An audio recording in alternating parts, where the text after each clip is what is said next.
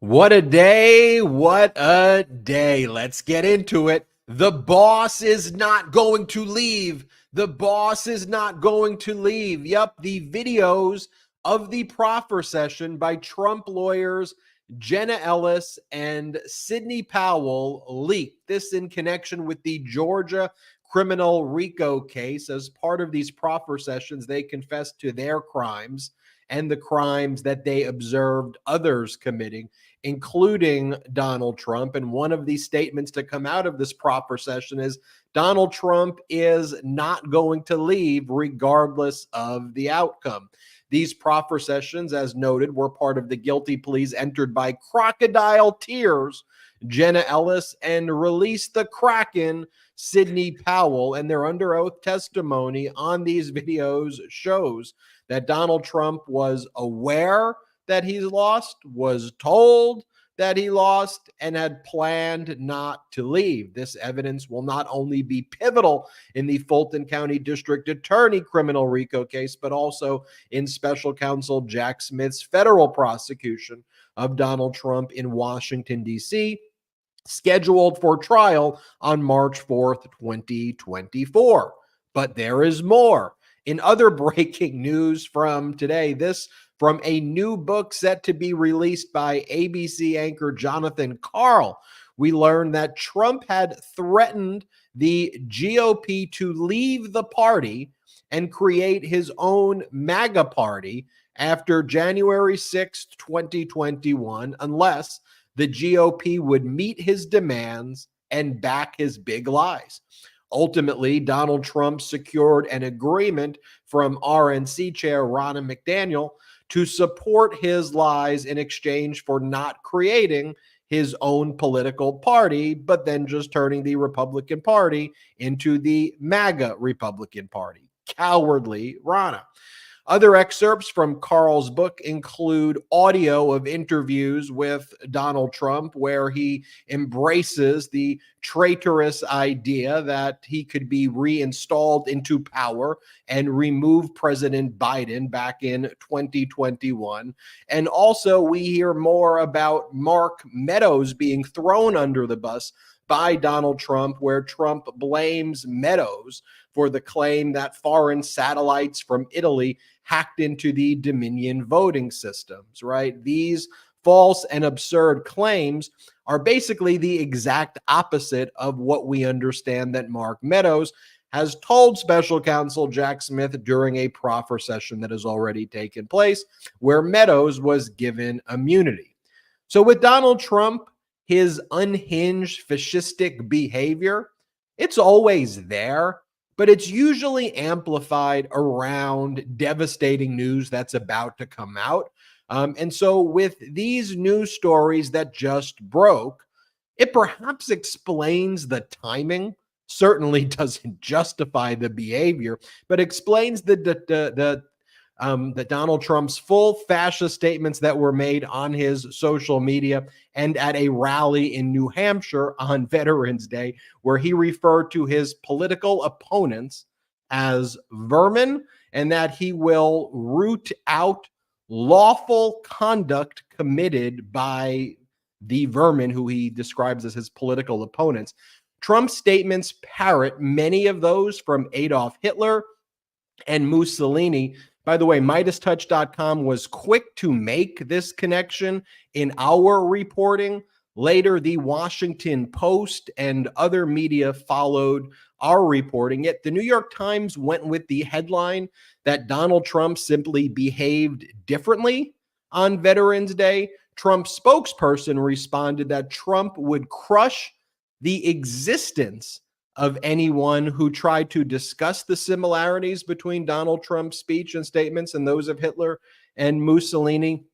And meanwhile, Donald Trump responded by threatening to lock special counsel Jack Smith and New York Attorney General Letitia James in mental institutions because of their, quote, diseases.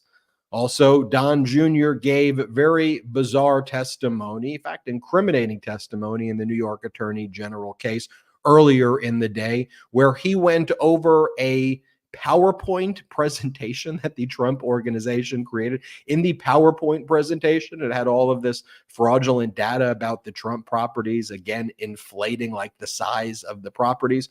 Don Jr. also asked the cartoon artist to make him look sexy and said because he doesn't golf, his dad makes him sit at the kids' table. And by the way, Trump had a night out in town with his lawyer, Alina Habba. It was very strange. They went to a UFC event. She wore an F. Joe Biden $99 necklace. She had a MAGA purse. And then she tried to do media appearances the next day, doing an end run around the gag order imposed on her and other Trump lawyers for their behavior in the New York Attorney General case, where they constantly attack the judge's law clerk. And folks, we're just days away again from another government shutdown that will start taking place on Friday. If a continuing resolution is not passed, we're in that same position again with MAGA Republicans spending all their time ousting the speaker, not electing a speaker, and also holding these very bizarre hearings.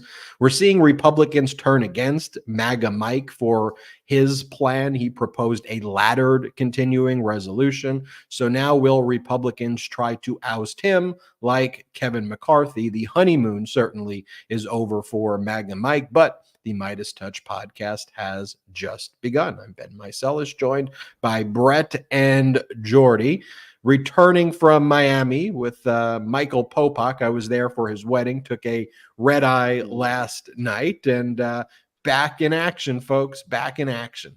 Pretty incredible to see, Ben, like just the Ben machine at work, somehow taking these red eye flights, getting out the hot takes, not skipping a beat, making it to every podcast, getting that Legal AF up over the weekend. I hope everybody here also listens to the Legal AF podcast with Ben and Michael Popak and Karen Friedman Agnifilo. Just truly incredible. At this point, he's kind of showing off, B. A little superhuman. Little flex by Ben Man. I'm happy to see you here, though. I'm happy to see you back in one piece, or at least relatively. But obviously, the news cycle does not stop. And my level of disgust with these latest news stories, my level of disgust watching Donald Trump at these rallies over the weekend, not only kind of evoking Hitler with his words, but essentially plagiarizing Adolf Hitler and Mussolini and ripping their words verbatim to his base. It is absolutely sickening. It is disgusting. And today provided even more evidence of just how craven these Republicans actually are, how they decided when there was a time where they had the opportunity to choose between the United States of America and Donald Trump, they made their decision to choose Donald Trump over America. And it's my call to action, I guess, today to the Meidas Mighty, to everybody listening to the show, everybody watching the show, to make sure that your friends and your family truly understand how dangerous Donald Trump is, how dangerous this Republican Party is, because let's be frank here, this election could be our last if it goes the wrong way, but I am confident in this community, and we need to be working every single second, and we need to be spreading the message. Jordy, it is great to see you here tonight as well.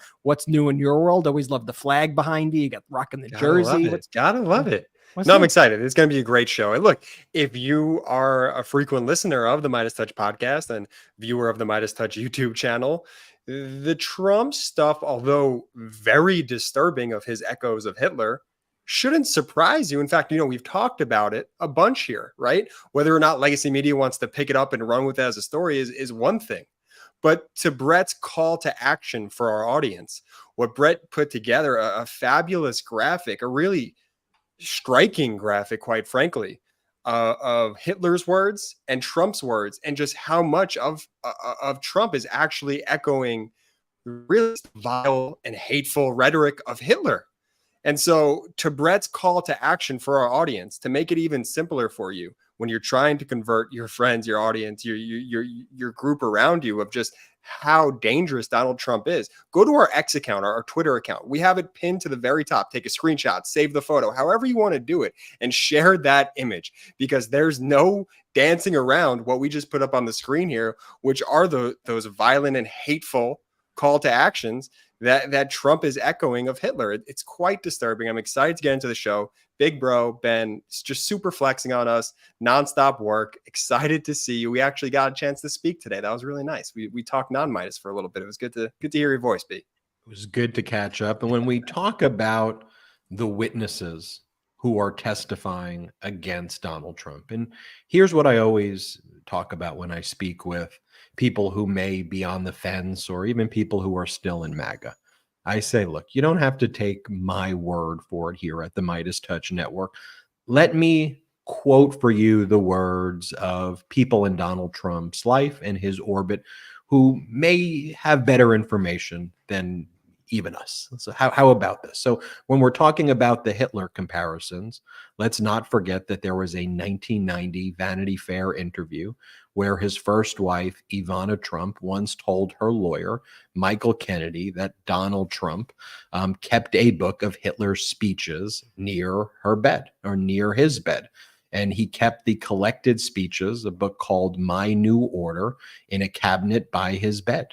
And so that's coming from Ivana right there. We'll show you more of Donald Trump's words and statements. But that, by the way, if you want to know Donald Trump's character, when Ivana passed away, Ivana was buried in Bedminster, and she was put in an area kind of like in the woods where the shrubbery kind of grew over it. And it was just a horrible and horrific thing.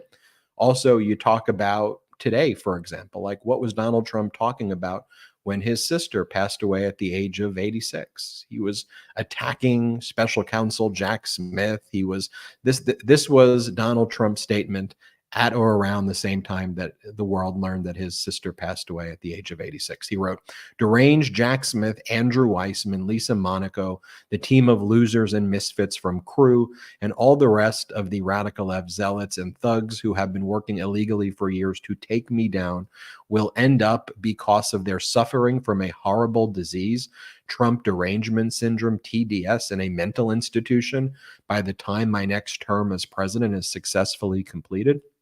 Make America great again. And folks, when you look at that, again, as I always say, it shouldn't matter if you're a Democrat, Republican, independent, not affiliated with any political party. That's all projection and confession right there. And those are the rantings and ravings of a madman. It's not like normal political discourse right there. And I'm sick and tired, and I know you're sick and tired of legacy media normalizing this behavior. So we go to one fact witness against him there, Ivana, right? His first wife, who talked about him having Hitler books, or at least one Hitler book, near his bed. Let's take a look at some of the other witnesses against him, fact witnesses. And this was part of a breaking news story. ABC got the exclusive of these proffer sessions as part of their plea agreements. Sidney Powell and Jenna Ellis, Trump's lawyers, although Sidney Powell somehow claims that, and Donald Trump claims that Sidney Powell was not his lawyer, despite her being represented as his lawyer in basically everything. They have to give testimony under penalty of perjury with the Fulton County District Attorney's Office. And so they have to, as part of the plea agreement, they have to speak truthfully, answer all questions, confess to their crimes, and also talk about all of the crimes that are committed by the other co-defendants, including Donald Trump.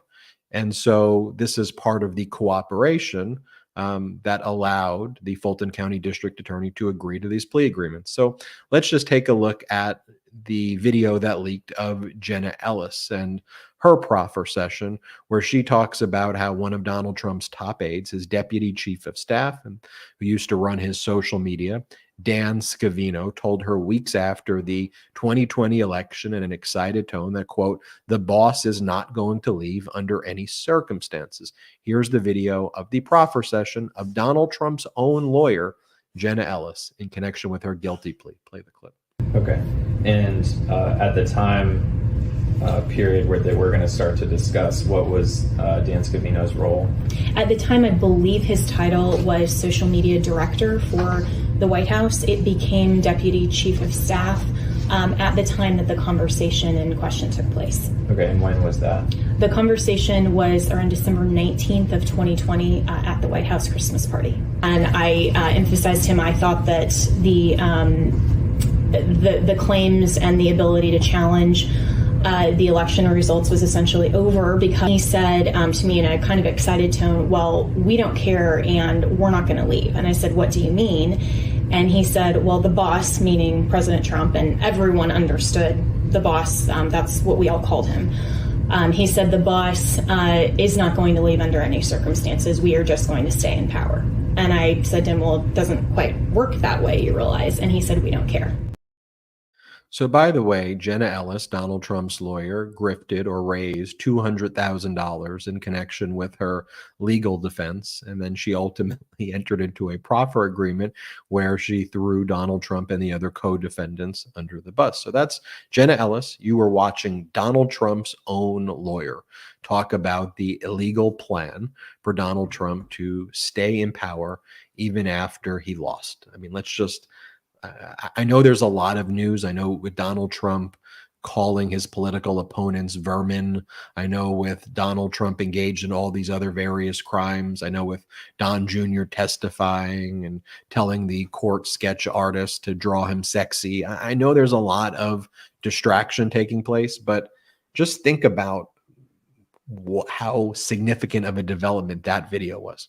Wildly significant. And I wanted to point out a couple things about that video also. It just goes along with this theme that we continuously hear from this MAGA Republican Party, in which they refer to Donald Trump and each other as if they are part of a criminal enterprise. The boss, the boss, the boss says. We all know who the boss is. Like the language they use is deliberate. It's when you hear Marjorie Taylor Greene and the other Republicans say, we need to talk to the 5 families before we discuss this. Like they are purposefully using the language of an organized crime syndicate. And I think that has a lot of relevance here. 2, this piece of evidence right here from Jenna Ellis, which is incredibly damning and incriminating, is not just going to have an effect on this case in Georgia. And by the way, that testimony right there is why she got the deal that she got. This is going to have a rippling effect on the January 6th case. And Ben, is evidence like this from the Fulton County case, is this admissible in the January 6th case in Washington, D.C. with Jack Smith? Absolutely admissible, will be used by special counsel Jack Smith. But here's the thing. Special counsel Jack Smith has even far more powerful evidence than that. I want you to think about that. As powerful as that was, think about Mark Meadows' proffer session. So exactly what you see there of Jenna Ellis. Now, Jenna Ellis was indeed Donald Trump's lawyer, but let's face it, Jenna Ellis went on that tour with Rudy Giuliani and got farted on by Giuliani. And by the way, after all of this, after she had this conversation with the knowledge that she knew that everything that she was fighting for was BS, she did it anyway. She had full knowledge at the time. I do want to just pause on the irony that you mentioned before about these Trumpers donating hundreds of thousands of dollars to Jen Ellis only to have it backfire. And I wanted to bring up the conspiracy theory that they had the day that Jenna Ellis actually pleaded guilty in the case and news about the proffer session came out. They had deluded themselves because everything with MAGA is lies and delusion and cope. And how could we bury this lie on top of another lie? A Russian nesting doll of MAGA lies is what they have. And their lie at the time was, oh, they probably gave her a deal because they have no case. That's what they tried to delude themselves into thinking.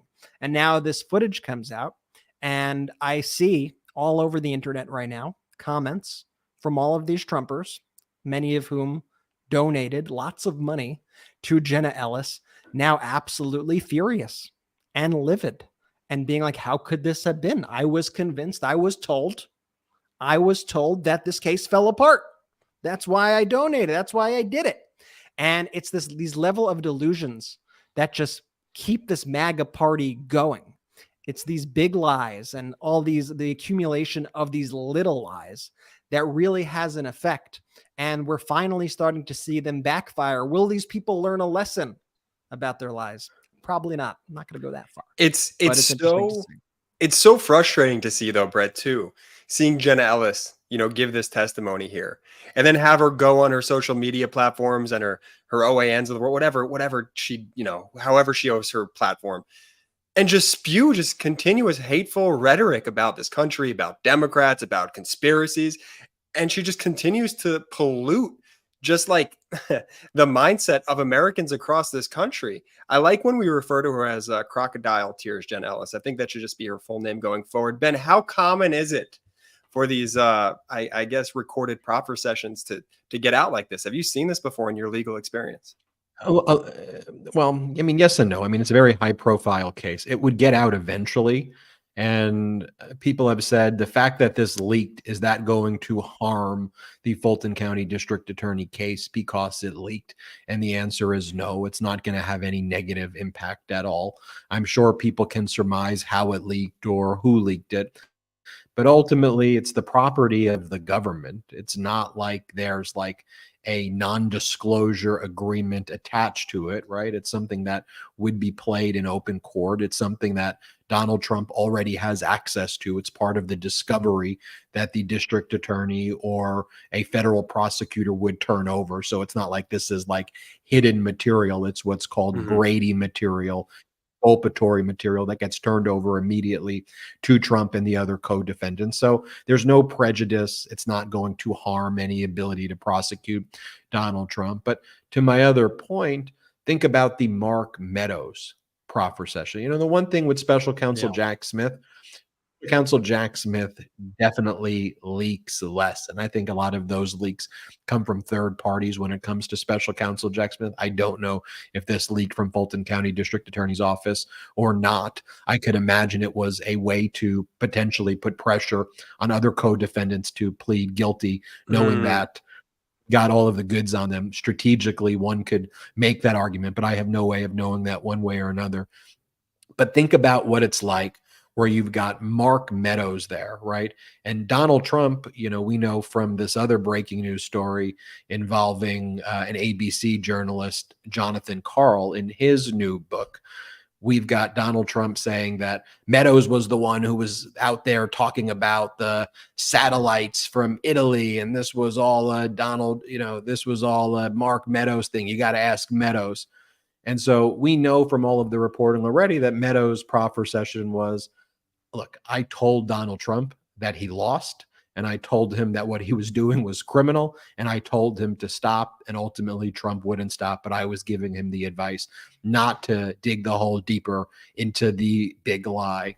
So think about the power there of the testimony of his former chief, and just think about what we're going to see in March of 2024. This is why Donald Trump is doing everything to desperately try to delay that March 2024 trial. And I did a hot take on this that will probably release in the morning. Chris Christie, former federal prosecutor. And you can say a lot of things about Chris Christie, and I don't agree with Chris Christie on a lot of things. I probably mostly all things except the fact that he's been calling out Donald Trump recently. And you can't deny that Chris Christie was a top federal prosecutor who never lost a case as a corruption prosecutor. That's part of his background. So when Chris Christie says, folks, I know this evidence, Donald Trump is 100% going to be convicted.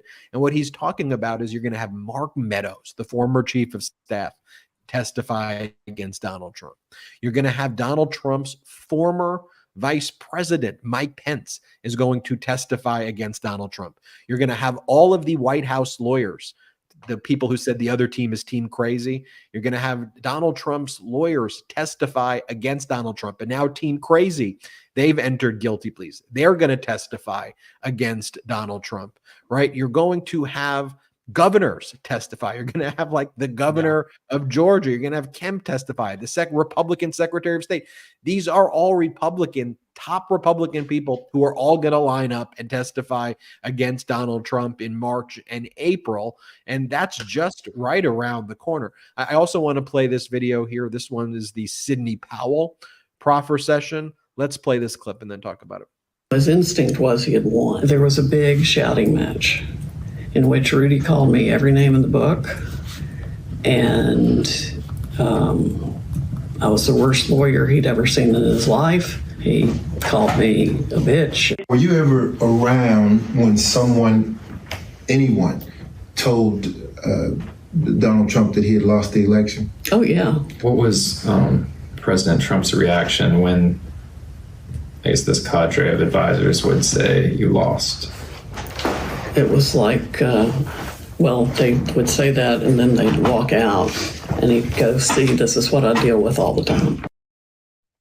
And that, of course, shows that Donald Trump was on notice that he had lost, that Donald Trump was rejecting that advice. One of the things Donald Trump wants to claim is advice of counsel as a defense.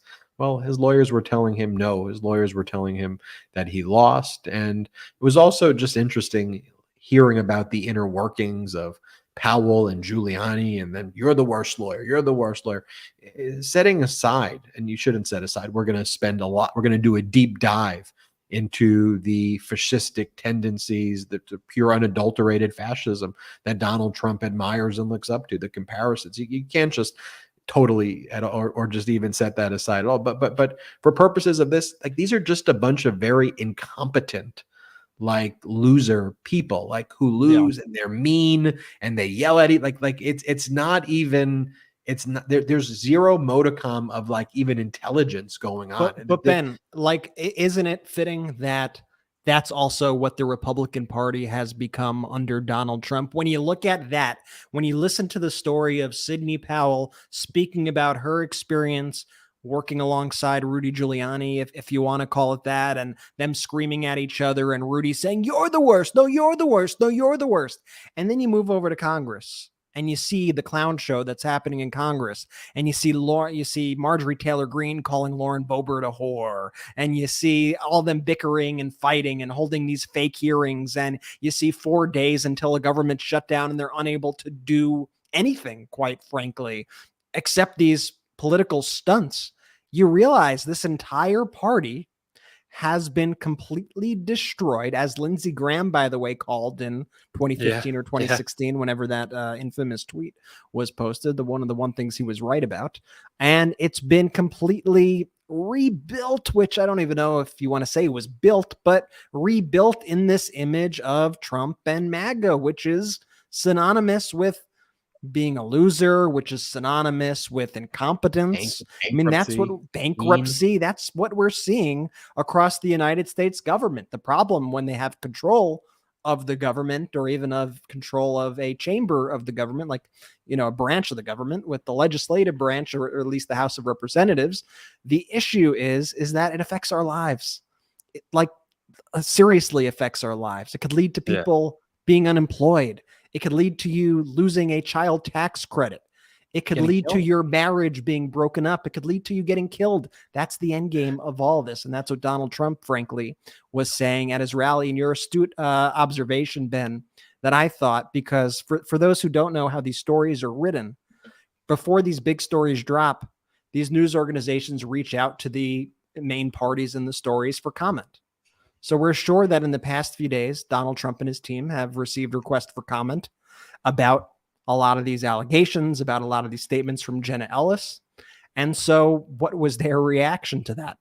Apparently to go full Hitler. And we are going to dive into that. Because they rather people talk about, they make the calculation, though, that they rather amp it up and have people talk about the Hitler comparisons and go there. And then hopefully people don't focus on all of the crime, but we can walk and chew gum at the same time and look and assess both pieces of dangerous behavior, or all of the dangerous behavior, even if legacy media does it. And talking about, Brett, talk about the MAGA Republicans in the House of Representatives. You also talk about the Republican Party in Arizona, the Republican Party in Michigan, Republican parties, state parties across the country. Just look at Michigan.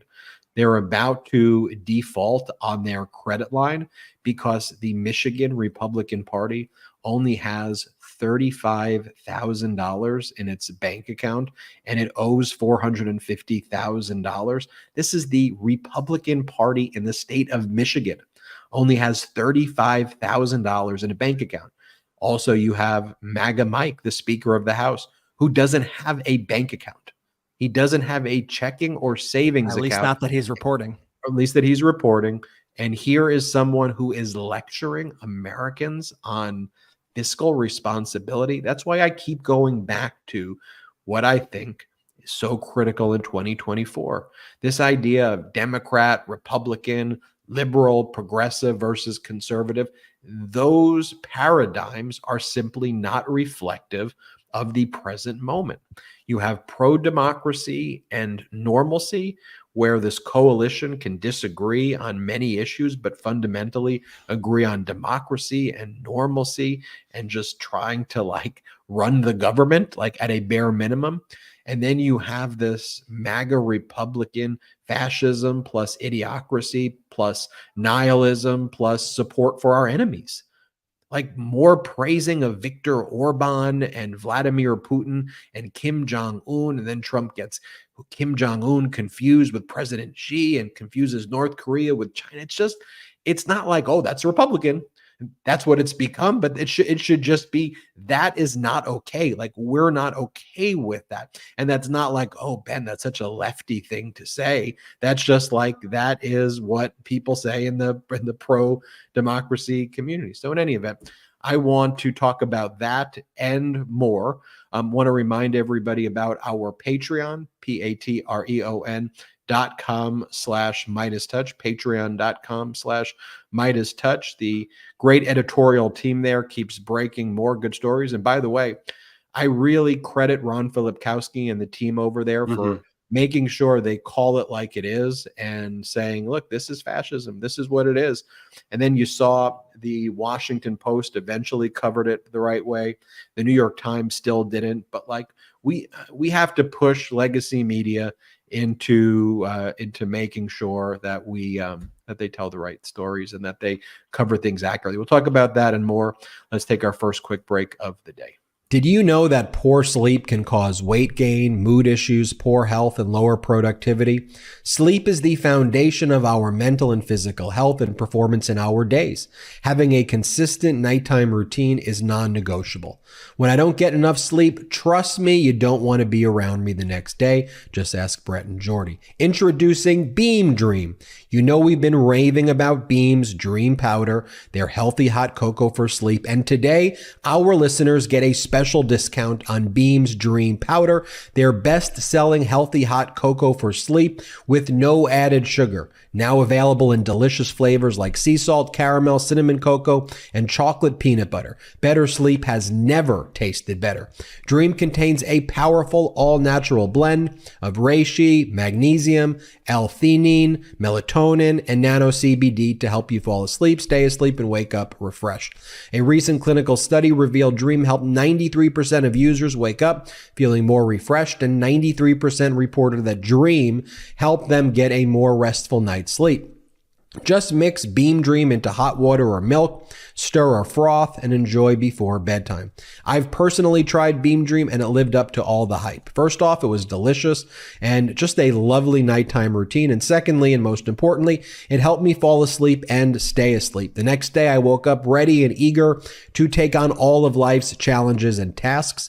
Find out why Forbes and New York Times are all talking about Beam and why it's trusted by the world's top athletes and business professionals.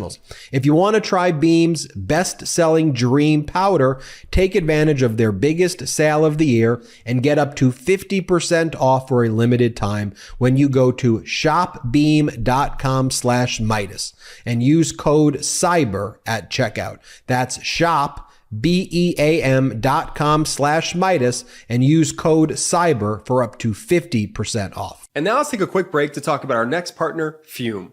Cold turkey, it may be great on sandwiches, but there's a better way to break your bad habits. We're not talking about some weird mind voodoo from your wacky neighbor or some sketchy message board. We're talking about our sponsor, Fume, and they look at the problem in a different way. Now, not everything in a bad habit is wrong. So instead of drastic, uncomfortable change, why not just remove the bad from your habit? Fume is an innovative, award-nominated device that does just that. Instead of electronics, fume is completely natural. Instead of vapor, fume uses flavored air. And instead of harmful chemicals, fume uses all natural, delicious flavors. You get it. Instead of bad, fume is good. It's a habit you're free to enjoy and makes replacing your bad habit easy. Your fume comes with an adjustable airflow dial and is designed with movable parts and magnets for fidgeting, giving your fingers a lot to do, which is helpful for de-stressing and anxiety while breaking your habit. The first time I used fume, I was shocked at how flavorful and fresh it tasted. Now, it's easy to hold and perfectly balanced and quite honestly, extremely fun to fidget with. The real wood material and sleek design definitely classes it up, and I feel pretty darn cool holding it. Stopping is something we all put off because it's hard, but switching to fume is easy, enjoyable, and even fun. Fume has served over 100,000 customers and has thousands of success stories, and there's no reason that can't be you. Join Fume in accelerating humanity's breakup from destructive habits by picking up the Journey Pack today. Head to tryfume.com and use code Meidas to save 10% off when you get the Journey Pack today.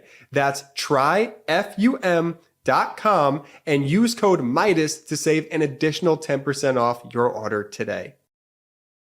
Welcome back. We are live, Jordy, with the great reads. Thank you to our pro-democracy sponsors. I just want to say, if you are on the fence about getting any of those fantastic products, now is the time to action it. Click our links. They're in the description in the audio. They're in the description of the YouTube. Just click it. Use the promo code. Really helps the show. Folks, while we're in commercial break, I'm also I've never been more excited in my entire life because I got a Meidas merch drop at my house. That's where you disappeared to. I was thinking you were. I'm so excited. I got the new Meidas t-shirts. I got the new hat. I got the tote bag with the fade. I got the sweat. I got the full dry. I got the sweatshirt. You're stocked up. I got the I'm woke and I vote.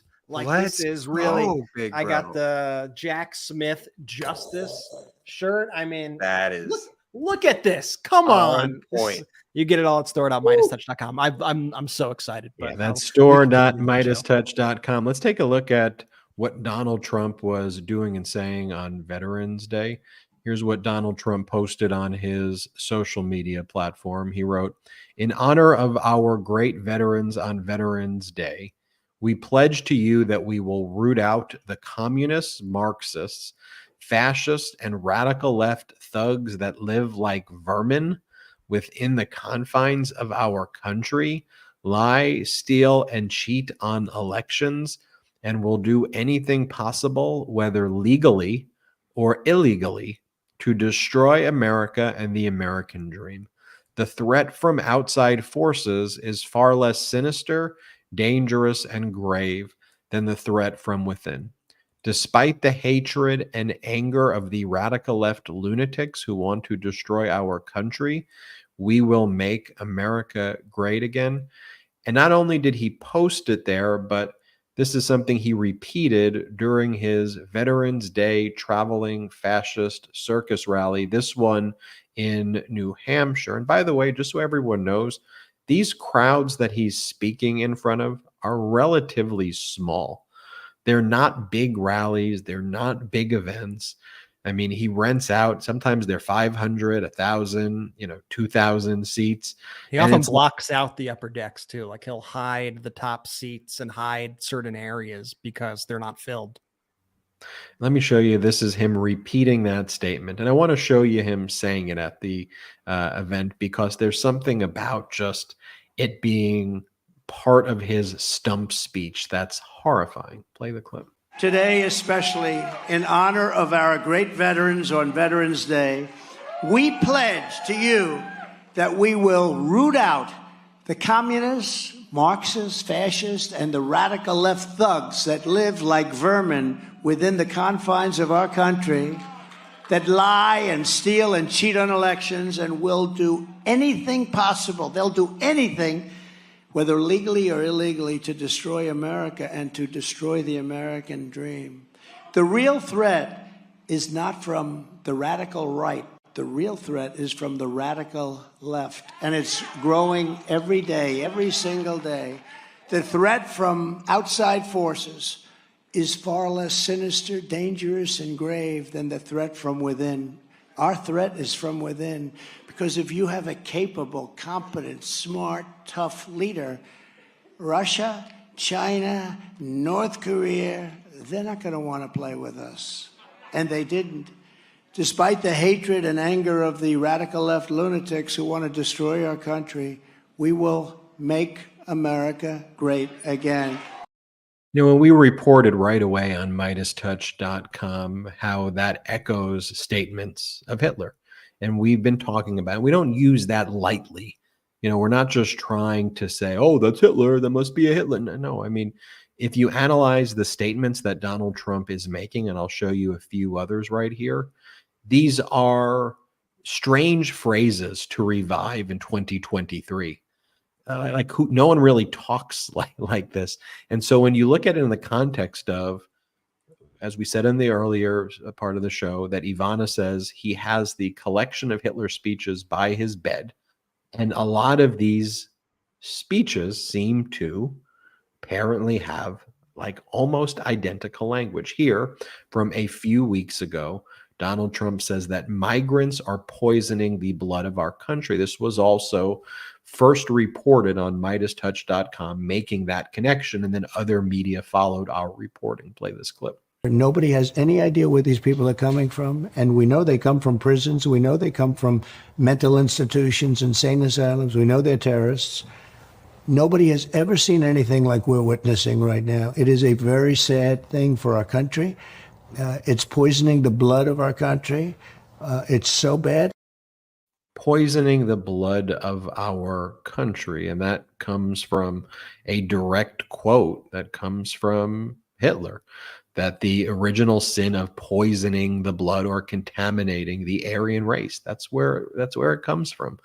And then here, this is the ad that Trump is playing, saying that we are one movement, one people, and one family, echoing Hitler's one people, one realm, one leader. Play the clip. We are one movement, one people, one family, and one glorious nation under God. And that's, we made this graphic. Brett, pull up the graphic right here. And we talked about that at the beginning of the show, where Hitler said, I will get rid of the communist vermin. I mean, who uses that language? Communist vermin. And Donald Trump says, I will get rid of the communist vermin. Hitler, I will take care of the enemy within. Trump, I will take care of the threat from within. Just think about that statement by Trump, saying that people who don't share the same political views as him, even though I don't even think what his political views, it's a hate movement, that the threat there is bigger than the threat from terrorist groups, bigger than the threat from Vladimir Putin, bigger than the threat from Kim Jong-un. He is dehumanizing Americans to justify slaughtering Americans. That is what he's doing, and we have to call it what it is. And you go through, it's quote by quote by quote by quote. It's right there, Brett. And I'm glad we made this graphic. Washington Post later in the night, they wrote a story that had the appropriate headline right there. Trump calls political enemies vermin, echoing dictators Hitler and Mussolini, which is very similar to the headline that we had earlier. And by the way, I don't rip our headline. It's fine. I just want people, I don't really care about the attribution. I care about this message getting out here. Yep. And then the New York Times article, you know, in their headline was that Trump takes Veterans Day speech in a very different direction. Like what is happening? I saw one commentator note, though, and I think it was George Conway, who was like, what also doesn't make sense about that is that if your goal is to even sell more papers, who even knows what you're talking about there? Like, if you just even say what it accurately is, then your headline can actually draw more eyeballs and attention. So like you have no idea what the hell that is. No idea. It's not specific whatsoever, and it's doing a disservice to the readers. And you got to think, like, why? Why are they doing this? And I also just want to mention too, like that graphic that we put together that we've been sharing, it's been viewed now millions and millions and millions of times on social media and has gotten so many shares. And thank you for everyone who's sharing it. Like share it, print it out, like get it out there. You do not have to credit MeidasTouch. We just want the message out there and for people to see what's going on. That only even included a lot of Donald Trump's statements in the past few weeks. Right. And you could go back further and see so many more parallels. I mean, even whenever Trump calls the press or Democrats the enemy of the people, that's a direct rip from from the pages of Adolf Hitler. When he calls the press the fake news, I mean, there was literally a term in Nazi Germany that Hitler would use called the Lügenpresse. Apologies if my German is not super good. And that means lying press. It was a constant phrase that Hitler would use. And then you go back into these articles as well, and you see even more and more striking similarities, just absolutely horrific similarities. I'll see if I could find some of them here and I'll pull it up. But even Donald Trump's phrase, "Make America Great Again." Hitler used the phrase, "We want to make Germany great again." I'm going to read you this quote right here. This is from the Green Bay Press Gazette in 1934. And here's a quote that we pulled out of it.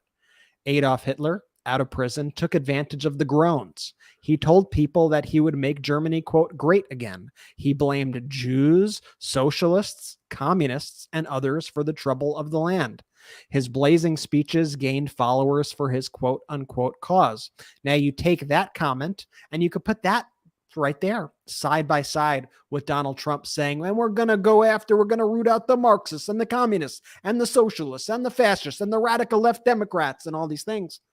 It's the same thing. It's the same speech. It's the same exact wording. And here's another example right here from the St. Louis Star and Times from 1940. Quote, nationalism and socialism had to be redefined, and they had to be blended into one strong new idea to carry new strength, which would, quote, make Germany great again. I mean, folks, does this sound familiar? Because it is pretty on the nose here. And we know from what Ben was saying before about Donald Trump's history of keeping this book of Hitler's speeches next to him. We know with the fact that Stephen Miller is a speechwriter to Donald Trump who believes in these ideals. We know that where this is coming from.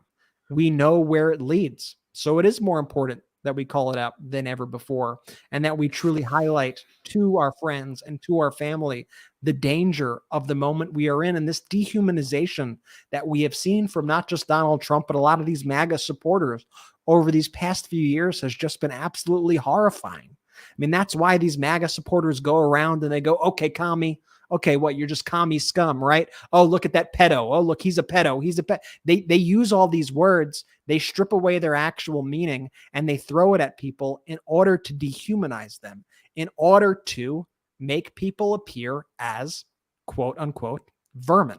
And that is what we are seeing from Donald Trump. That's what we are seeing from MAGA.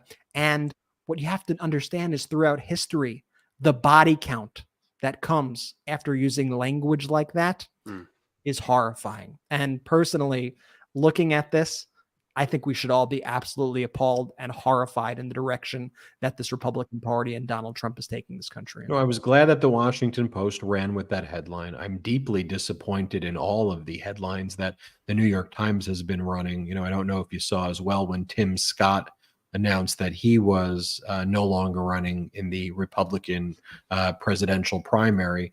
This was the headline that was on New York Times. Tim Scott suspends 2024 campaign as his sunny message failed to resonate. What are you talking about? His sunny message?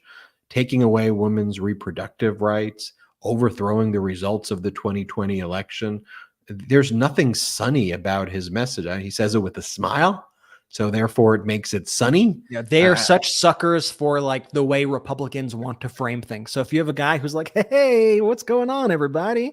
Oh yeah, I'm going to ban abortion nationwide. Yeah, that's right. I'm going to do it. They don't like listen to the words. They just take the framing and they take like their bio and their like whatever their like messaging is, and they accept it. Meanwhile, like with Democrats, they never accept their messaging. They Ever. always analyze every word, every comma, and they look for anything that they could weaponize against them. And I really am just curious, why? Like, what is the end goal for the New York Times here? They're not appealing to their readership. You know, they're frequently accused of being this radical left organ. They're not by any stretch of the imagination. And you have on one end people who actually probably want to read the newspaper to get the actual news of the day, who are disgusted by headlines like this. Mhm. And then you have the other part of the country who is calling them fake news and the enemy of the people. So who are they trying to appeal to here?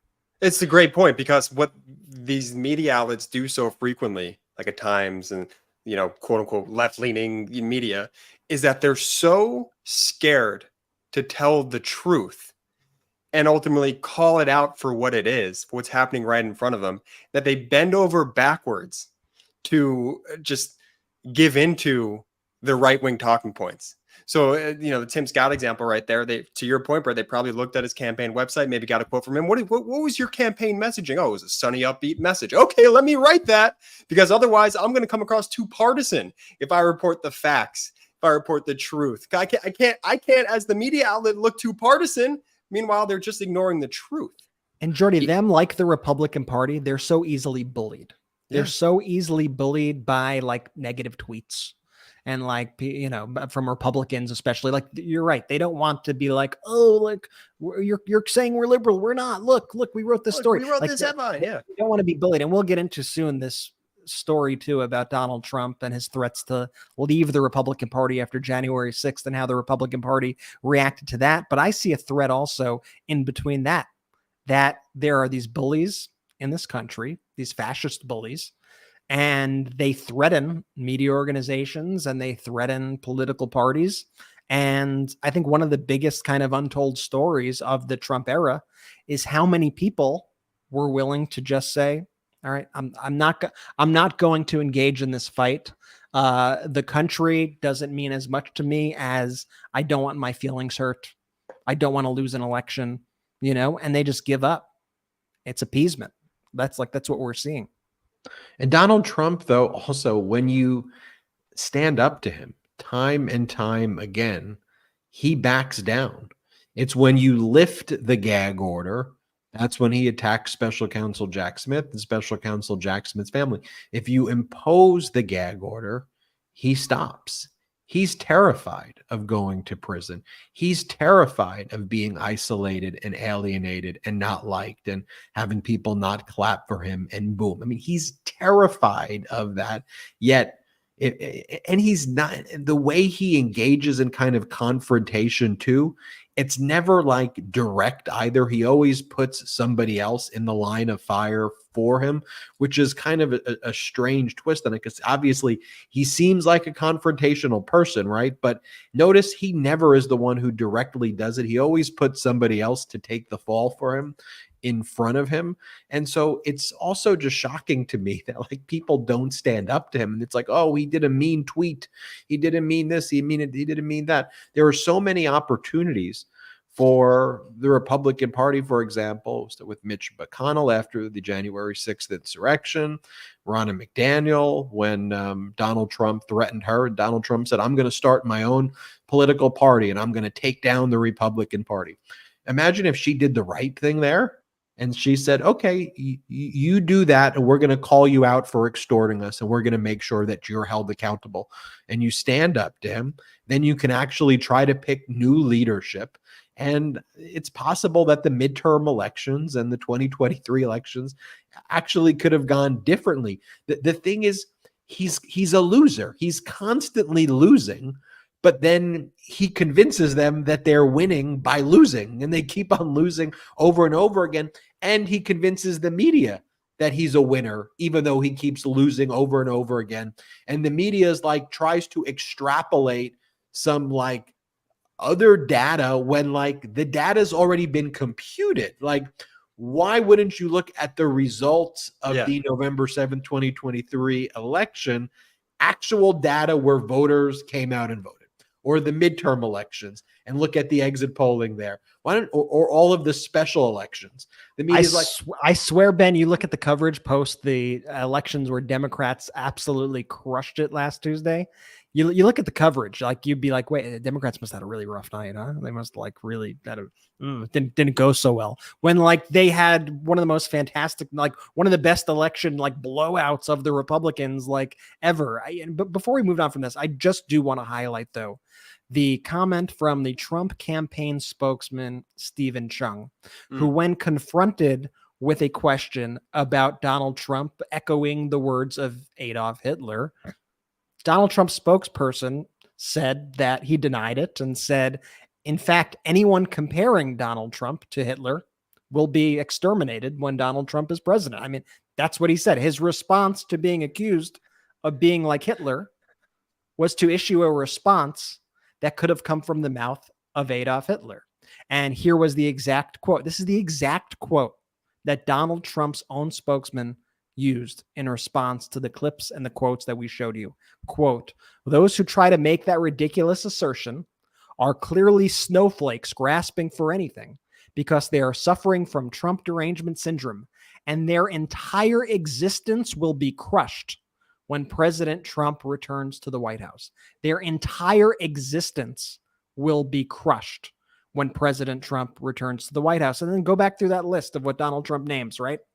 The radical left this, the communist, the socialist, all the catchphrases that don't even make any sense when he says them.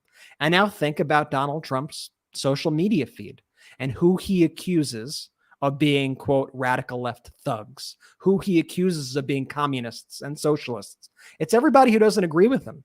It's Jack Smith. It's prosecutors across the country. It's Democratic voters. It's you, quite frankly, who he's calling that. He's calling you. So when he gives you that label, and then his own spokesperson and Donald Trump himself say that anyone who fits that label, their entire existence will be crushed when President Trump returns to the White House, that is a call to exterminate anybody who does not agree with Donald Trump. And it's right out there in the open. Let's talk about a few other moments from this New Hampshire speech that also shows Donald Trump's cognitive decline as well as his praising of autocratic leaders. Once again, I mean, this is part of his stump speech where he praises Viktor Orban, the leader of Hungary. And he always falsely states that Hungary fronts Russia, which it doesn't, unless he's spewing Russian propaganda and saying that Ukraine is controlled by Russia, and that's how Hungary fronts Ukraine, which fronts Russia. But this is what Donald Trump says in every one of his speeches. By the way, the inflation in Hungary is 20%. The entire GDP of Hungary is $180 billion per year, which is roughly the same as American healthcare company Cigna's annual revenue and less than Apple. That's what Donald Trump believes is power. Hungary, the leader, he wants America to be like Hungary. No, he just wants to be an authoritarian like Viktor Orban and rule with an iron fist. Here, Donald Trump praises Orban and then says that he believes that Obama is still the president. You see his cognitive decline here. Play this clip. You know, one story, a quick story. You don't mind if I go off teleprompter like a lot, do you? So much more exciting. So much more. But the head of Hungary, a very tough, strong guy, Viktor Orban. Did anybody ever hear of him? Probably, considered very powerful within his country and outside of his country. Not exactly loved by some of the European nations because he does this thing. He didn't allow millions of people to invade his country. He allowed nobody to invade. Zero. He had nobody. So he doesn't have crime, and he doesn't have the problems that they're having in other countries where millions of people are allowed to go in. But they were interviewing him 2 weeks ago, and they said, what would you advise President Obama? The whole world seems to be exploding and imploding. And he said, it's very simple. He should immediately resign, and they should replace him with President Trump, who kept the world safe. Obama is the president, he says, praising Viktor Orban. Could you imagine if for a second you had President Biden say something like George W. Bush was the president? Right. Imagine if he just said that just once, or said, like my predecessor, George W. Bush, who in 2017 did this or that. Could you imagine if President Biden just once praised an authoritarian leader and said, you know who's really powerful? Kim Jong-un. Could you imagine? Would you doubt for a second, Brett and Jordy, that would be front cover of the New York Times every single day with an op-ed calling for his resignation? I'll tell you what they wouldn't write. They wouldn't write, President Biden's speech goes in a very different direction. Very that different. would not be the headline. No, it would not. Here, Donald Trump takes credit for veterans legislation passed during the Obama-Biden administration in 2014. I signed the VA Accountability Act. They were trying to get it done for 59 years, and we got it done through Congress, believe it or not. Yeah, he didn't. He didn't do that. Like, there's so many things that are absolutely disqualifying. And again, what I appeal to on this show is, frankly, do you care about normalcy? Right. Do you care about objective facts? Do you care about the reality? Do you like bullies? Do you want to just be mean to other human beings? Is that what, when you wake up in the morning, are you like, you know who I want to pick on? Marginalized groups. And I don't want to leave them alone. I don't want to let them have a life and let them live in peace. I want to intervene in their life and cause them pain because that makes me feel better. I mean, that's sick behavior. Like, that's not, again, oh, this is what the conservative idea is. You're just a dick. Like, and you're just a bad person for doing that. It's like just bad behavior. And that, to me, when we talk about this broader coalition, when I hear things like that, I'm just like, you're incompetent. You're wrong about things. You lie about everything. That's just, so if the crowd was clapping at that, when you find out that he didn't pass that legislation and he's making that up, does that change your mind, MAGA supporter? No, it doesn't. Whatever. We don't care. Let him take credit for something that happened. Some big Obama fans in the audience. They don't even know Obama. Big Obama fans. And then here, as part of his stump speech, here he is gloating about Nancy Pelosi's husband being attacked and almost murdered by a MAGA lunatic. This is part of his stump speech. Play this clip. We had no terror during my administration. The only terror we had was Nancy Pelosi, who's a crazed lunatic. She's a lunatic. She is a crazed lunatic. What the hell was going on with her husband? Let's not ask. Let's not ask. I'll withdraw that statement. By the way, she's got a wall around her house. Obviously, in that case, it didn't work very well, did it? It didn't work. That's really sick. I mean, that's really sickening, disturbing behavior right there. And it's exactly why you need a gag order in these criminal cases, because he threatens people's lives and then jokes about it. I mean, again, it's like, this should not be a political thing. Nancy Pelosi, a very effective legislator.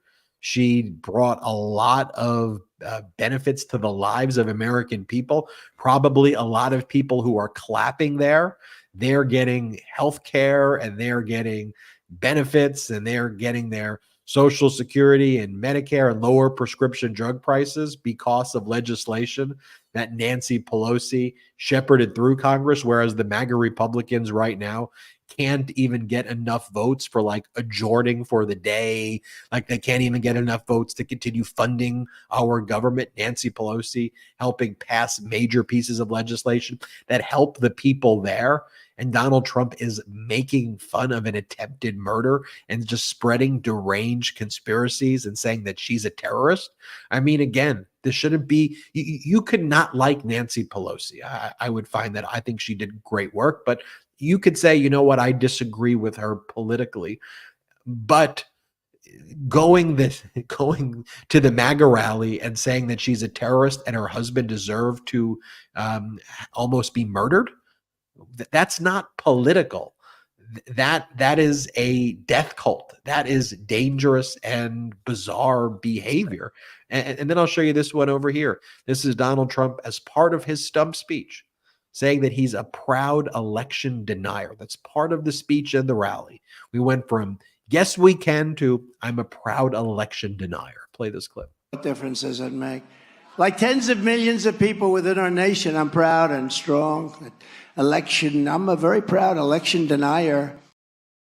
I'm a very proud election denier. And here's the thing.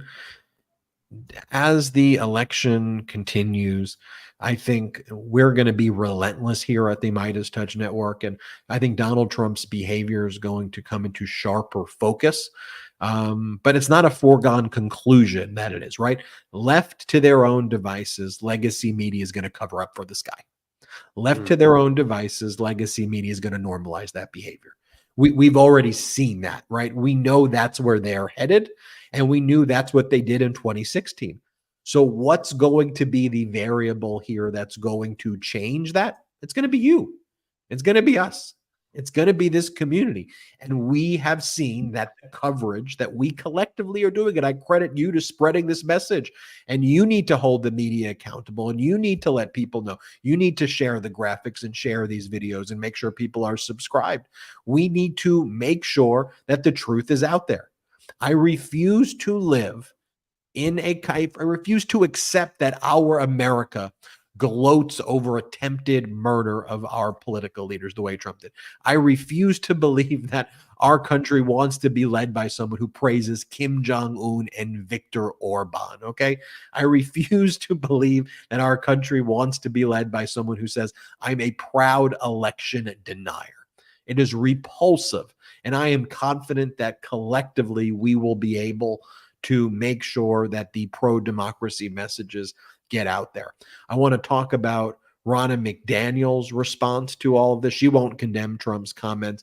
And I want to also share the breaking news story as well that Donald Trump basically threatened her, basically broke her in the Republican leadership and basically said, I'm going to create my own political party. And they gave into that. They were like, fine, whatever, do what you want to do. I also want to talk about how MAGA Mike is now having the Republicans, I guess the honeymoon phase is over.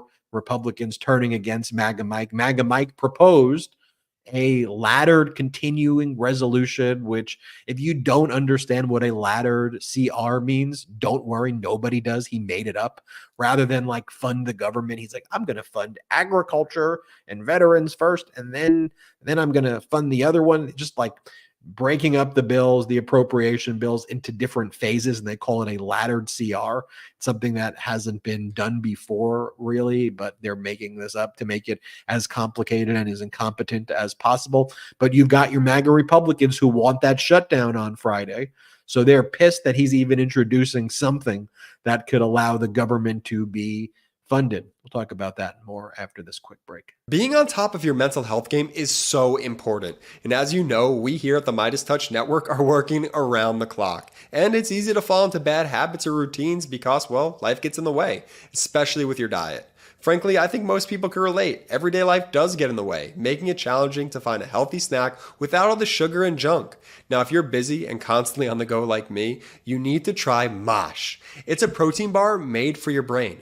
With 6 delicious flavors, each Mosh bar includes 12 grams of protein and is made with ingredients that support brain health like ashwagandha, lion's mane, collagen, and omega-3s. At 160 calories and only 1 gram of sugar, Mosh protein bars are the guilt-free snack your brain and body will crave. Your brain is your number one tool, which is why Mosh protein bars were mindfully formulated by some of the top neuroscientists and functional nutritionists. Mosh now has a new line of plant-powered protein bars in 3 delicious flavors for those who want all of the protein and brain support of the original bar, now made with plant-based ingredients. I have a Mosh bar literally every day to kick off my morning, and it has totally improved my performance. I love the taste, especially of the peanut butter Mosh bar. Delicious. Not to mention the packaging, it makes it super easy to take them with me if I ever find myself hungry between meetings. Don't settle for a mediocre snack when you can nourish your body and mind with the fuel it needs to succeed. So whether you're at the gym, on the go, or living your best life, Mosh protein bars will keep your brain fit, fueled, and feeling good. Head to moshlife.com/Meidas to save 20% off plus free shipping on your first 6-count trial pack. That's 20% off plus free shipping on your first 6-count trial pack, which includes all 6 mouth-watering flavors. moshlife.com/Meidas. Full stop. It is so important to have a good memory. Losing your keys, forgetting something at work, it sucks. Our sponsor, Neurohacker, combines 28 of the most research-backed nootropic ingredients on Earth into the ultimate brain fuel formula, Qualia Mind. And it's been changing people's lives for years now. The formula is non-GMO, vegan, gluten-free, and the ingredients are meant to complement one another, factoring in each ingredient's effect on supporting mental clarity. It's also backed by a 100-day money-back guarantee, so you have almost 3 months to try Qualia Mind at no financial risk and decide for yourself. Since taking Qualia Mind, I've been more focused on tasks, have a better memory, and have greatly increased my motivation and discipline to just get things done. See what the best brain fuel formula on Earth can do for your mindset. Go to neurohacker.com/Meidas for up to $100 off Qualia Mind. And as a listener of the MeidasTouch podcast, use code Meidas at checkout for an additional 15% off any purchase. That's neurohacker.com/Meidas and use code Meidas for an additional 15% off to experience life-changing mental performance from Qualia Mind. Jordy, thank you to our pro-democracy sponsors. If you want to support them, in the description below. And I want to give a proud Meidas Mighty shout out to David Roberts over there. I saw he contributed $100 and he gave everybody an update that his surgery was successful and the tumor was removed. Let's go. The Meidas Mighty family expressed their concern. And for that, I thank you all. Keep sharing the truth, Meidas Mighty. David, we are so glad to hear that news. And I want to make sure all the Meidas Mighty know, even if we can't get to respond to all of the comments out there, we just so appreciate you. We wish you nothing but health and wellness. We really, really appreciate your support. And David, that's really good news to hear a member of the Meidas Mighty community having that successful surgery. Jordy. No, I wanted to go back to what we were talking about before we left, and we were talking about Trump and his public attacks against, Pelosi. I'm sensing a theme here, brothers. Who else has he publicly attacked during these speeches, or at least publicly facing? Right? Who does he love to go after? Let's see: Judge Chuckin, Tish James, E. Jean Carroll, Hillary, Nancy Pelosi, the Enron law clerk. I mean, there seems to be a common theme of the people he likes to try and bully and get a rouse out of his base, if you will. And it is just so freaking cowardly. Just think about that. I mean, in law, there's always an expression. If you don't have the facts, we don't have the law, argue the facts. If you don't have the facts, well, you're kind of out of luck. But when it comes to Trump, it's not just attack the judge. Attack the judge's principal law clerk, so much so that a gag order has to be imposed because you can't control yourself. The judge in Goron is like, you can attack me. Attack me. Say anything you want to say about me. But the civil servants who work for me, stop attacking the law clerk who works for me.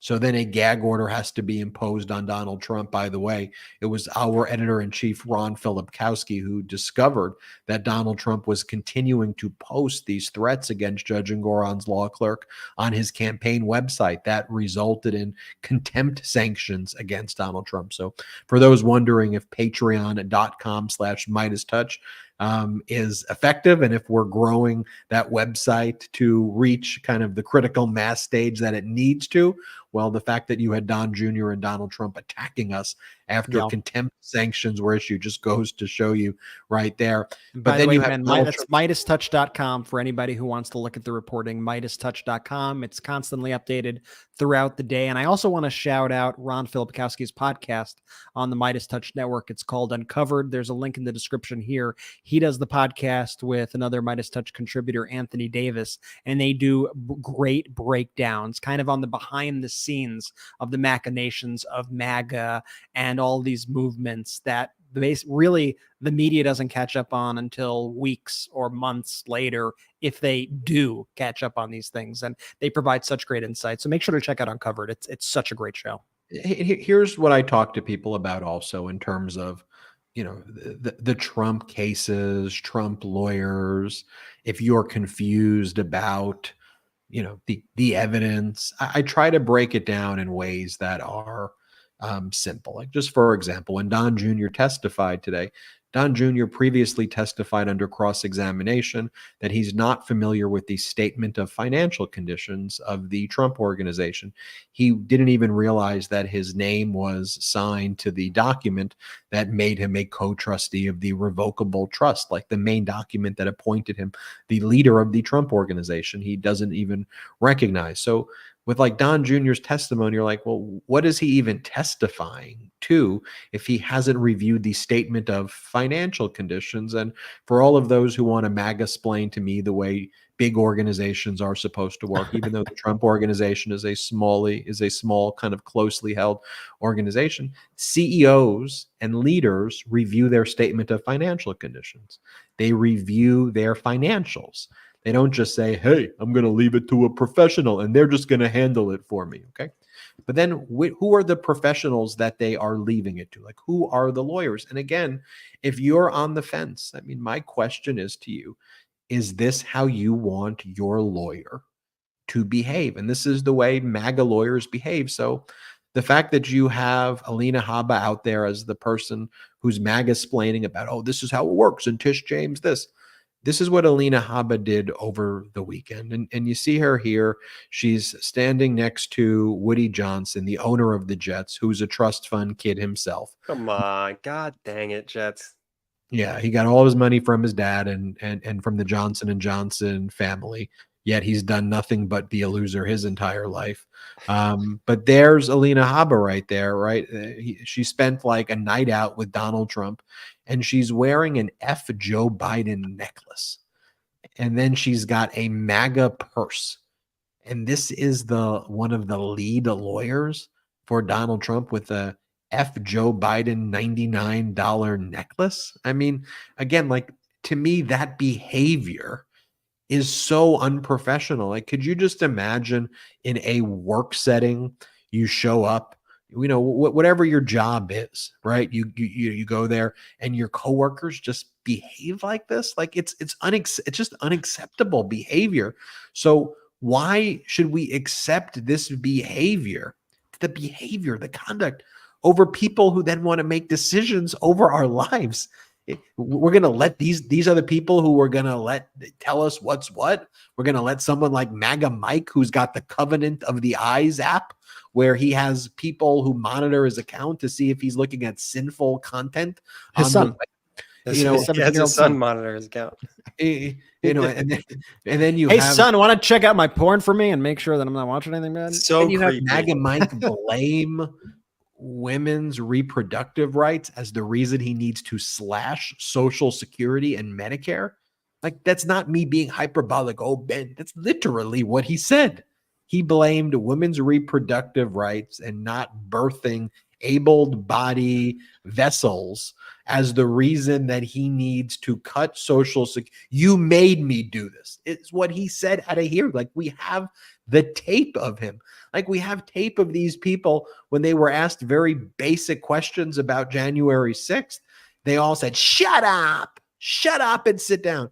And then they were asked questions about, funding for Ukraine and funding for America's military.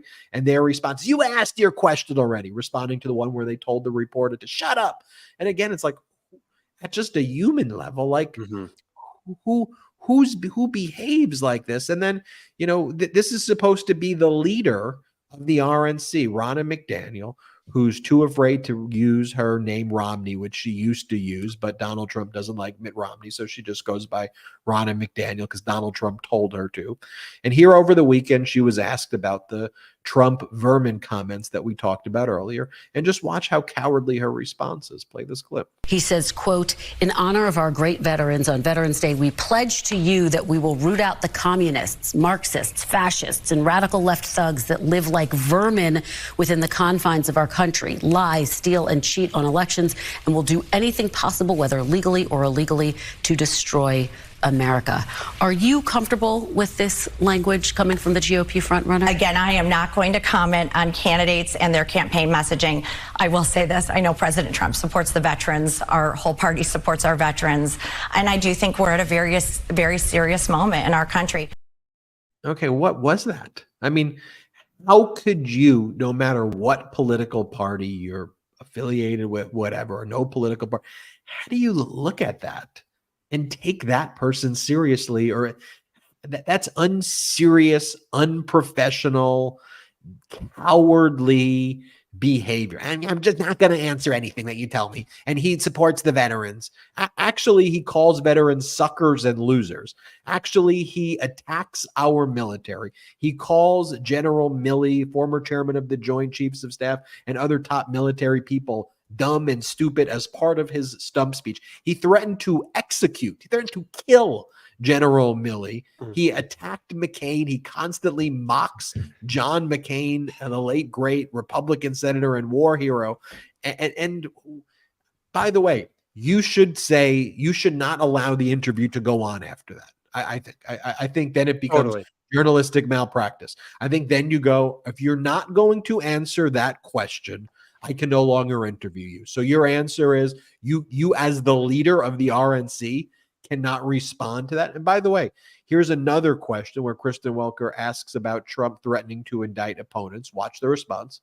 Ask you about the Republican frontrunner, former President Trump. This week, during one of his campaign events, he essentially threatened to indict his political enemies if he wins a second term. Does that essentially make the Republican Party take a stance of the Republican Party stands for revenge? What do you think of that messaging? You know, I'm not going to get involved in rhetoric that's happening during a contested campaign for our presidential nominee. I will say a lot of Republicans, Kirsten, feel like there's a two-tier system of justice, that Republicans are getting prosecuted or persecuted through prosecution. And they see it with President Trump.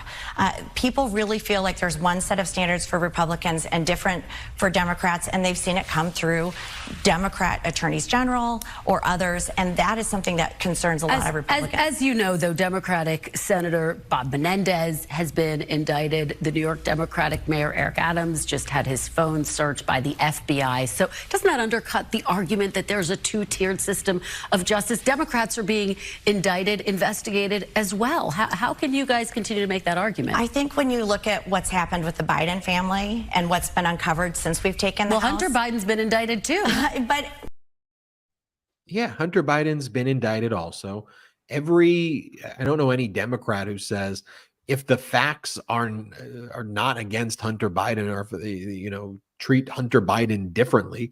I mean, Hunter Biden is being treated differently because they brought a gun charge against them that's like never been brought against anybody, because they're trying to go after him. They actually did weaponize it. You had the MAGA Republicans reach out to a federal judge to say not to approve a plea agreement that was actually made. That's what actual weaponization looks like. But again, it is so utterly cowardly. And by the way, that's why Donald Trump thrives amongst these cowards. And if you are a reasonable, rational-minded Republican, you likely have left at this point, because there are no more, frankly, there, because you have to objectively watch that and go, that's trash. That's trash. You have to say, I don't care what political party I am. That's just some trash crap right there that I don't stand for. You have to. She's trash, and we've obviously been very critical of her because she deserves to be somebody who is put under the microscope with comments like that. And she actually blocked MeidasTouch on X, Ronna McDaniel, because she did not like the heat. How cowardly. But one of the statements that she made also is a statement that so many Republicans use to justify their most heinous actions. And it drives me insane. Mm-hmm. She said, quote, "A lot of Republicans feel like blah, blah, blah, blah, blah." Well, a lot of Republicans feel like there's political persecution. Yeah, because that's the message that you are telling them every single day. Well, a lot of the Republicans feel like the election was stolen. Well, a lot of Republicans feel like Democrats are politically prosecuting them, because you're holding fake hearings every other week. You're telling your base that this is happening. You're sending out fundraising emails saying that it's happening. You're supporting a guy who is lying and is saying that it is happening. So what do you think they're going to believe? Their propaganda networks, Fox, pretend that is happening, despite getting insane judgment against them for their lying during January 6th and all that.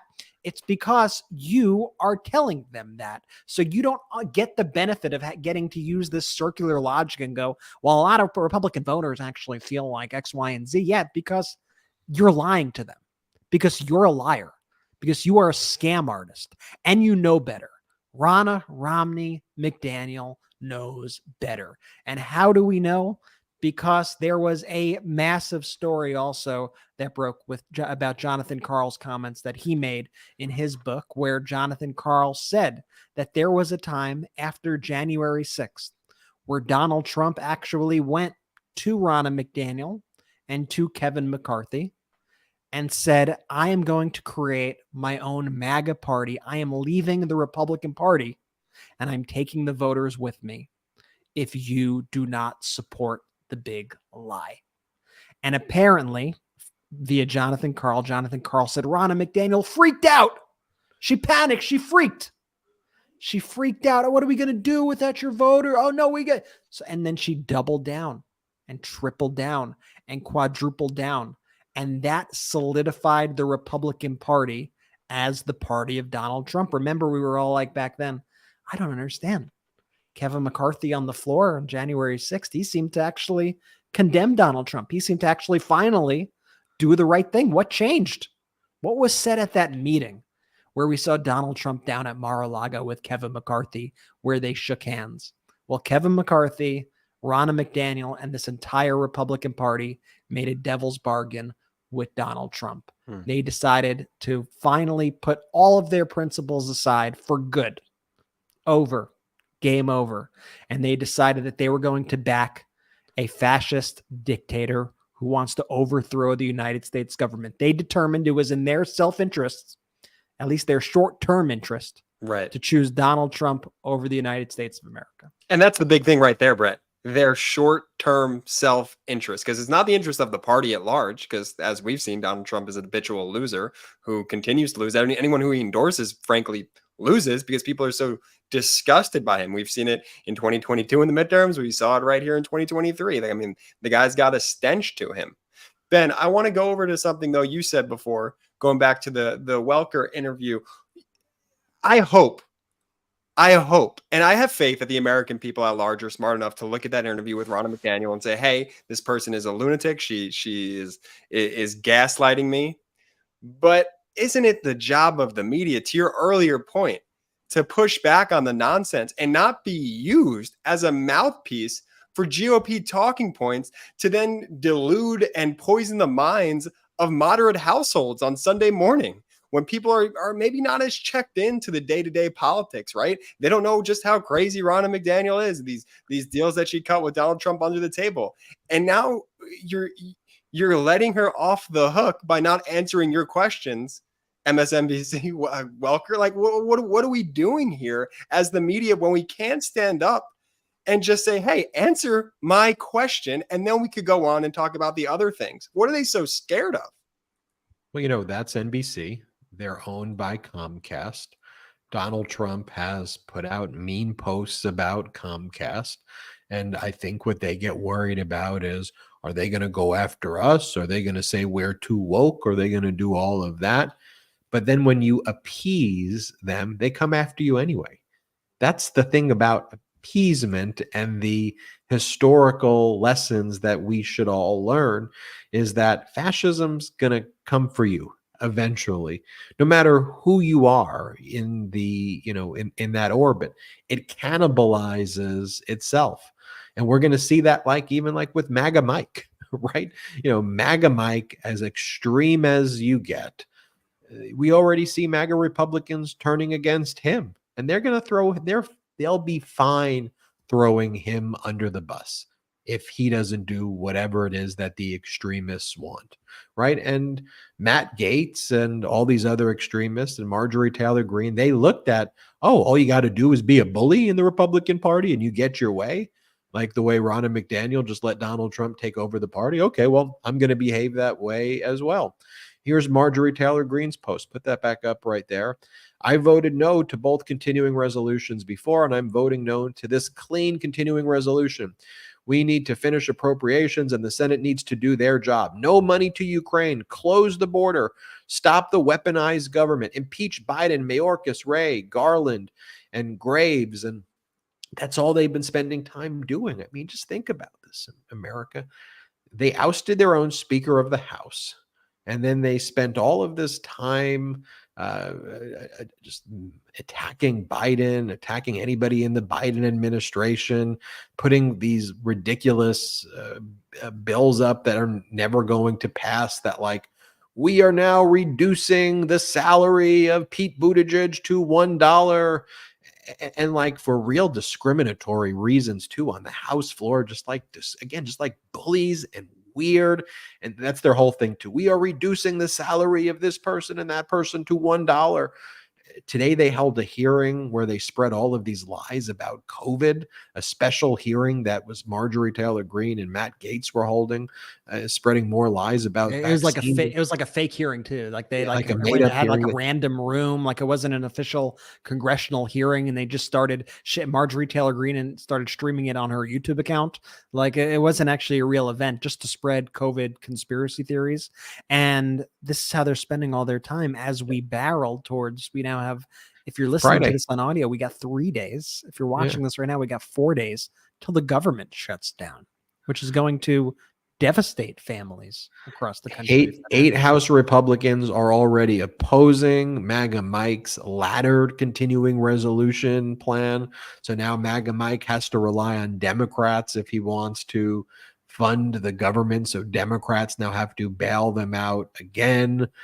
And it's just absurd behavior. But by the way, speaking of absurd behavior, we saw that they called Don Jr. to testify again. I know I talked about it a little bit earlier. Do we have the clip though of Don Jr. entering the courthouse today? This is one of my favorite genre of videos, which is the Trump family entering the courtroom and the reaction that they get from the people as they enter the courtroom. And I'm not going to spoil this one for you in case you haven't seen it yet, but listen closely. Here's Don Jr. entering the New York courthouse Monday morning.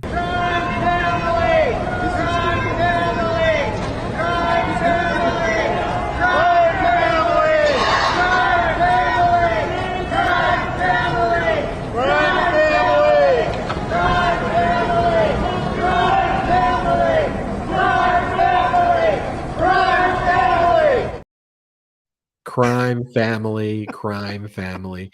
And then what did one of the members of the crime family do when he It testified? could have only been made better. I'm sorry. It could have only been made better if we found that woman who went to Tacopina and said, "Taki Tacopina," and brought her outside there to yell crime family. I mean, she should just be there heckling everybody. Like, we need a super team. Okay, here's what we're going to do. Yeah. We're going to build a super team. It's going to be Taki Tacopina, okay? Taki Tacopina. She's like the point guard, okay? We got at center. We got the lady who follows Pete Navarro around with the signs. Then we got the crime family guy. We're building our squad. We're building our team. Yeah. And I'm sure there's some others that I big three. That's our big three right there. That's all we need. See the big three. The Taki Tacopina clip. Anarchy Princess was the Anarchy Princess. Taki Tacopina is one of my favorite clips, just because he's like kind of walking in somewhat late, and you can tell he's annoyed. And like Alina Habba, he has to do the whole trial himself. And he's like, what did I get myself into? And he shows up, and then he just gets Taki Tacopina. And it he actually was annoyed, and it got really under his skin. And that was what kind of made it extra funny. But anyway, Don Jr. testified because he hadn't reviewed the statement of financial conditions. You were like, well, what is he going to testify to? It was really weird. They showed they gave this PowerPoint that they never produced during discovery. You know how you're supposed to turn over evidence in what's called discovery. They didn't do that, but they wanted him to read this PowerPoint presentation about the history of the Trump organization. And so the prosecutors, the New York Attorney General's team, they objected. They were like, Judge, what is this PowerPoint? What are they doing? This isn't even evidence. They want to show a PowerPoint on the history of the Trump organization. This has nothing to do with the case. And then Judge Gorham was like, look, you went for 6 weeks. If they want to try to tell me how great their Trump organization is, I'll watch their PowerPoint. And Gorham goes, I'll watch their PowerPoint presentation. Show me your PowerPoint. And it was just so lame, you know, and then you'd have Don Jr. go, well, it all began in the early 20th century, where our great grandfather began embarking on this venture. And then we built the biggest buildings. It's like a castle. Like, it was the most embarrassing. Do you think stuff it had in the world. transition slides? Do you think it had But like animation transitions? It's as they're showing the things, though, they're using the fraudulent data.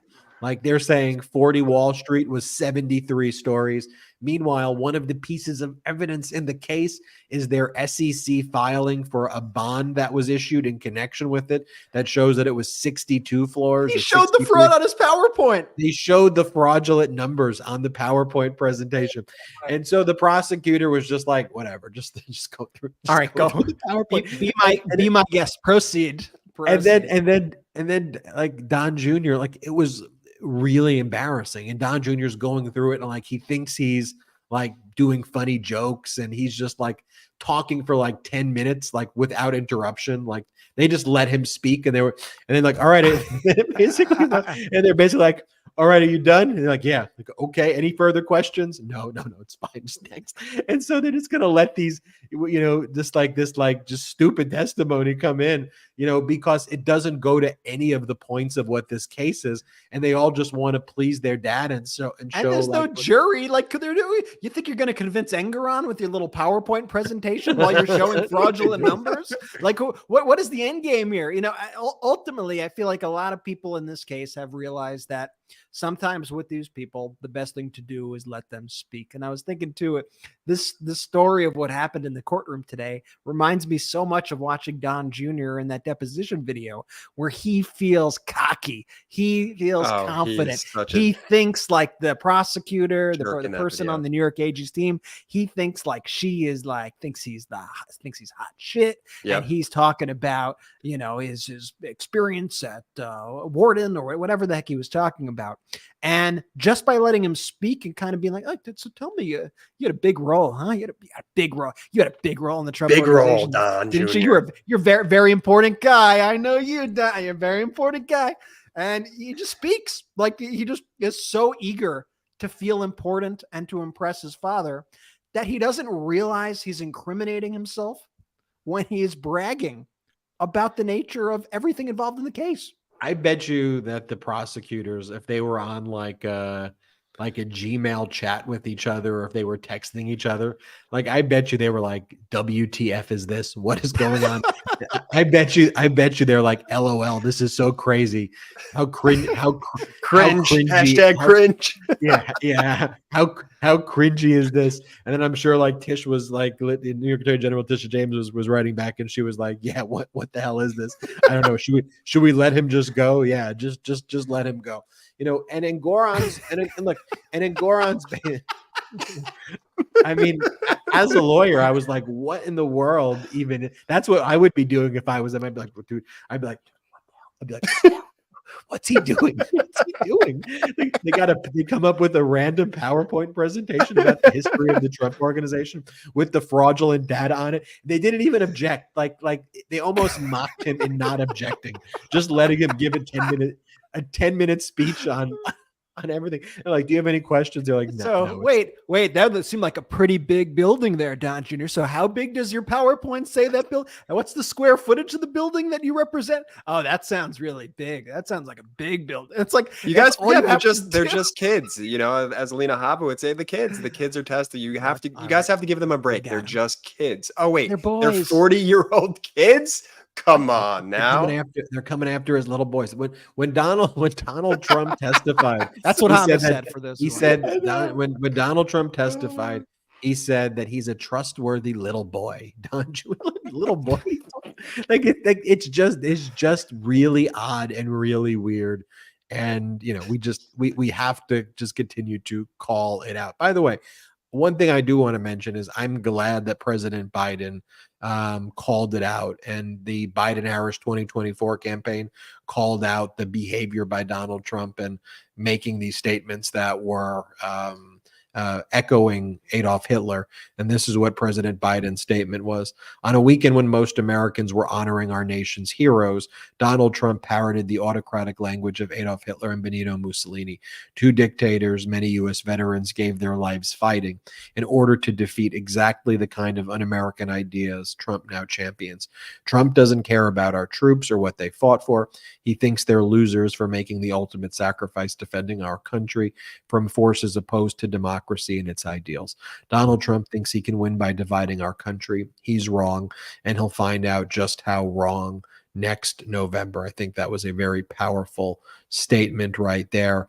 And other news I just want to mention, the Supreme Court says it's adopting an ethics code as the right-wing justices face criticism over their undisclosed travel and gifts. There's a code of conduct now that outlines things that should be pretty much common sense.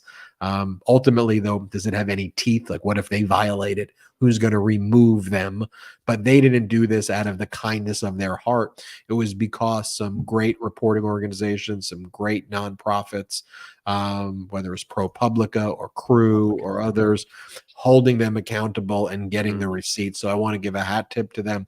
Also, they're doing this in response to the fact that the Senate is working on legislation that would require certain disclosures, and they're trying to avoid that. Also, today, President Biden announced the first ever White House initiative on women's health research, an effort that will be led by First Lady Dr. Jill Biden to fundamentally change how we approach and fund women's health research. According to the White House, the initiative directs federal agencies and executive departments to recommend actions within 45 days that the administration can take to improve how research on women's health is conducted and how the Biden administration funds that research. So actually, you think about the speech by Democratic Governor of Kentucky, Andy Beshear, which is, what can we do to help people, not what can we take away from people? And fundamentally, that's what this election is about. That's what the current moment is about. You have a pro-democracy coalition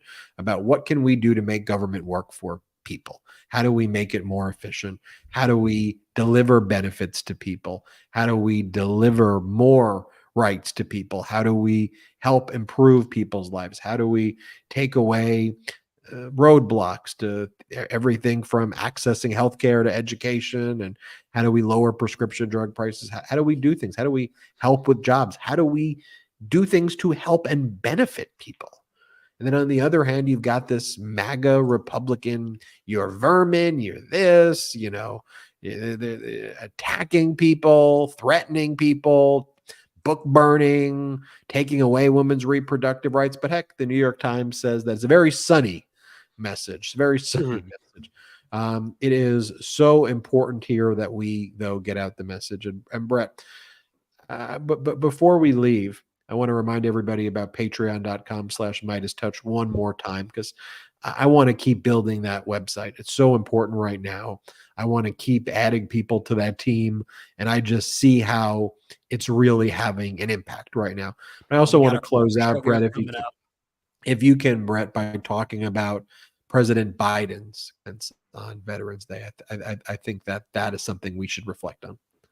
For sure. I think this is a good palate cleanser to end the episode here. I mean, we heard a lot of just horrific comments from these MAGA Republicans. We heard some of the most vile statements that we've ever heard from any American politician, period, in the history of this country. So I figured it would be a good time to give a little palate cleanser to the audience here to hear what an actual leader says about our veterans on Veterans Day. This is President Biden speaking at Arlington National Cemetery while you had Donald Trump repeating the words of Adolf Hitler and Mussolini and trashing our military, trashing our generals, attacking everything that these individuals in our military fought for. You had President Biden actually being a president and actually giving words of encouragement, speaking about the meaning of military sacrifice. And we'll play this clip here. I just think it's a nice moment. Sacrifice of many of you sitting in front of me and behind me, and those who served, have kept our country free and and our democracy strong. As that young soldier wrote more than a century ago after World War I ended, if you only could see, lanterns shine in every window and door. Today, we not only see that light of liberty, we live by it. And just like our forebears, it's on all of us together, to ask ourselves, what can we do? What must we do to keep that light burning? To keep it shining in every window and door for generations to come? I know we can. I know we will. Because as our veterans know best, we are the United States of America. And there's nothing beyond our capacity.